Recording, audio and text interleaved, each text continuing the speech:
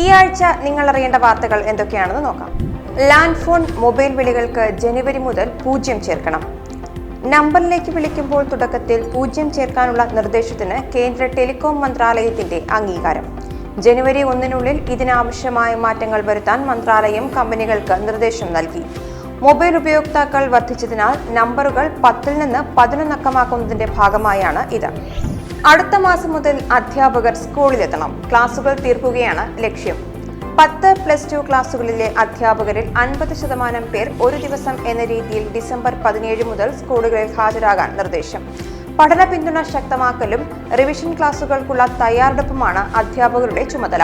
ജനുവരി 15-ന് 10ാം ക്ലാസുകളുടെയും ജനുവരി 30-ന് +2 ക്ലാസുകളുടെയും digital ക്ലാസുകൾ പൂർത്തീകരിക്കാൻ ക്രമീകരണം ഉണ്ടാക്കും. കുട്ടികൾക്ക് സ്കൂളിലെത്താൻ സാഹചര്യമുണ്ടാകുമ്പോൾ പ്രാക്ടിക്കൽ ക്ലാസുകളും ഡിജിറ്റൽ പഠനത്തെ ആസ്പദമാക്കി റിവിഷൻ ക്ലാസുകളും നടത്തും. കൈറ്റും SCERTയും നൽകുന്ന പഠന റിപ്പോർട്ടിന്റെ അടിസ്ഥാനത്തിൽ 1 മുതൽ 12 വരെയുള്ള ക്ലാസുകൾ ക്രമീകരിക്കും. എല്ലാ വിഷയങ്ങളുടെയും ഡിജിറ്റൽ ക്ലാസുകൾ സമയബന്ധിതമായി പൂർത്തീകരിച്ച് പൊതുപരീക്ഷയ്ക്ക് തയ്യാറെടുക്കാൻ ക്രമീകരണങ്ങൾ ഏർപ്പെടുത്തും. പൊതുവിദ്യാഭ്യാസ സെക്രട്ടറി, പൊതുവിദ്യാഭ്യാസ ഡയറക്ടർ എന്നിവരുമായി വിദ്യാഭ്യാസ മന്ത്രി നടത്തിയ ചർച്ചയുടെ അടിസ്ഥാനത്തിലാണ് തീരുമാനം. ബഹിരാകാശ മാലിന്യങ്ങളെ പിടികൂടി നശിപ്പിക്കാൻ ലോകത്തെ ആദ്യത്തെ സാറ്റലൈറ്റ് വിക്ഷേപിക്കാൻ ഒരുങ്ങുകയാണ് യൂറോപ്യൻ ബഹിരാകാശ ഏജൻസി. സ്വിസ് സ്റ്റാർട്ടപ്പായ ക്ലിയർ സ്പേസും ബ്രിട്ടീഷ് കമ്പനിയായ എലക്നോർ ഡിമോസും ചേർന്നാണ് ഈ ദൗത്യം യാഥാർത്ഥ്യമാക്കുക. 2025 വിക്ഷേപിക്കുന്ന ഈ റോബോട്ടിക് സൂയിസൈഡ് മിഷന് 100 ദശലക്ഷം പൗണ്ട്, ഏകദേശം 985 കോടി രൂപയാണ് ചിലവാകുമെന്നാണ് സൂചന. നിയന്ത്രണം നഷ്ടപ്പെട്ട സാറ്റലൈറ്റുകളെ പിടികൂടി ഭൂമിയിലെ അന്തരീക്ഷത്തിലേക്ക് ഇറക്കി സുരക്ഷിതമായി നശിപ്പിക്കുകയാണ് ലക്ഷ്യം. യൂറോപ്യൻ ബഹിരാകാശ ഏജൻസിയിൽ അംഗങ്ങളായ 8 രാജ്യങ്ങളാണ് ഈ പദ്ധതിക്ക് വേണ്ട ചെലവ് സ്വരൂപിക്കുക. ബഹിരാകാശത്തു നിന്നും സാറ്റലൈറ്റ് മാലിന്യങ്ങൾ ശേഖരിച്ച ശേഷം ഭൂമിയിലേക്ക് സ്വയം പതിച്ച് നശിപ്പിക്കുകയാണ് ഈ ദൗത്യത്തിലൂടെ ദ ക്ലോ എന്ന് വിളിക്കുന്ന സാറ്റലൈറ്റ് ചെയ്യുക. ബ്രഹ്മോസ് സൂപ്പർസോണിക് മിസൈൽ കരസേന വിജയകരമായി പരീക്ഷിച്ചു. ആൻഡമാൻ ദ്വീപിൽ നിന്നാണ് വിക്ഷേപിച്ചത്. നിലവിൽ സേന ഉപയോഗിക്കുന്ന ബ്രഹ്മോസിന്റെ പരിഷ്കരിച്ച പതിപ്പാണ് ഇത്. ശബ്ദത്തേക്കാൾ 2.8 മടങ്ങ് വേഗത്തിൽ സഞ്ചരിക്കുന്ന മിസൈലിന്റെ ദൂരപരിധി 290 കിലോമീറ്ററാണ്. കുതിച്ചുയർന്ന ശേഷം ദിശ മാറാനും കെൽപ്പുള്ള മിസൈലുകളാണ് ഇവ. മലനിരകൾക്കപ്പുറം ശത്രുസേനാ താവളങ്ങളെ കൃത്യമായി ലക്ഷ്യമിടാൻ ഇവയ്ക്ക് സാധിക്കും. യുദ്ധക്കപ്പലുകളിൽ നിന്ന് നാവികസേനയും സുഖോയ് 30 യുദ്ധവിമാനത്തിൽ നിന്ന് വ്യോമസേനയും വരും ദിവസങ്ങളിൽ മിസൈൽ പരീക്ഷിക്കും. ചന്ദ്രനിൽ പോയി പാറക്കല്ലുകൾ ശേഖരിച്ചു കൊണ്ടുവരാൻ ചൈനയുടെ ആളില്ലാ ബഹിരാകാശ വാഹനം റെഡിയായി. ഇതിനായി ചാങ് E5 പരിവേഷണ വാഹനം ഈ ആഴ്ച പുറപ്പെടും. 1970-കൾക്ക് ശേഷം ഇതാദ്യമായാണ് ചന്ദ്രോപരിതലത്തിൽ നിന്ന് മണ്ണും പാറയും ശേഖരിക്കാൻ ശ്രമം നടക്കുന്നത്. ചന്ദ്രന്റെ ഉത്ഭവവും രൂപീകരണവും സംബന്ധിച്ച ആഴത്തിലുള്ള പഠനമാണ് ലക്ഷ്യം.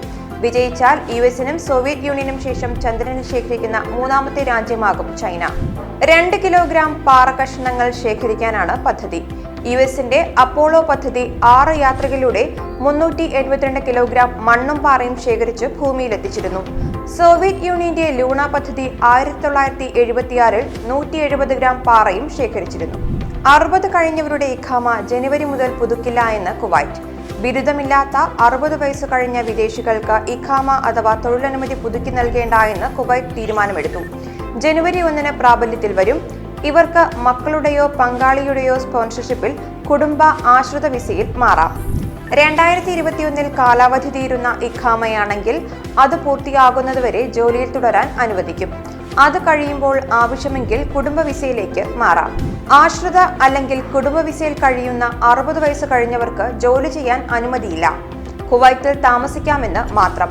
അതിനിടെ 1992 മുതൽ 2020 വരെ 8 ലക്ഷം വിദേശികളെ നാടുകടത്തിയെന്നാണ് കുവൈറ്റ് അറിയിച്ചത്. 43 മൊബൈൽ ആപ്പുകൾ കൂടി നിരോധിച്ച് സർക്കാർ. നീക്കം രാജ്യരക്ഷയും ക്രമസമാധാനവും മുൻനിർത്തി.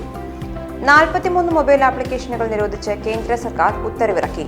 രാജ്യത്തിന്റെ ഐക്യത്തിനും അഖണ്ഡതയ്ക്കും വെല്ലുവിളി ഉയർത്തുകയും രാജ്യസുരക്ഷയ്ക്കും ക്രമസമാധാനത്തിനും ഭീഷണിയാവുകയും ചെയ്യുന്ന തരത്തിലുള്ള പ്രവർത്തനങ്ങളിൽ ഏർപ്പെടുന്ന ആപ്പുകളാണ് നിരോധിച്ചതെന്ന് ദേശീയ മാധ്യമങ്ങൾ റിപ്പോർട്ട് ചെയ്തു. ചൈനീസ് റീറ്റെയിൽ കമ്പനിയായ ആലിബാബ ഗ്രൂപ്പിന്റെ ഉടമസ്ഥതയിലുള്ള 4 എണ്ണമടക്കം നിരവധി ചൈനീസ് കമ്പനികളുടെ ആപ്പുകളാണ് നിരോധിച്ചവയിൽ ഉൾപ്പെടുന്നത്. ഇലക്ട്രോണിക്സ് ആൻഡ് IT മന്ത്രാലയമാണ് IT ആക്ടിലെ 61A വകുപ്പ് പ്രകാരം മൊബൈൽ ആപ്പുകൾ നിരോധിച്ചുകൊണ്ട് ഉത്തരവിറക്കിയത്. കേന്ദ്ര ആഭ്യന്തര മന്ത്രാലയത്തിന്റെ നിയന്ത്രണത്തിലുള്ള Indian cyber crime coordination centre സമർപ്പിച്ച റിപ്പോർട്ടിന്റെ അടിസ്ഥാനത്തിലാണ് IT മന്ത്രാലയം 43 ആപ്പുകൾ നിരോധിച്ചത്. ഇനി ഒരാഴ്ചയിലെ പ്രധാന വാർത്തകളുമായി അടുത്ത എപ്പിസോഡിൽ കാണാം.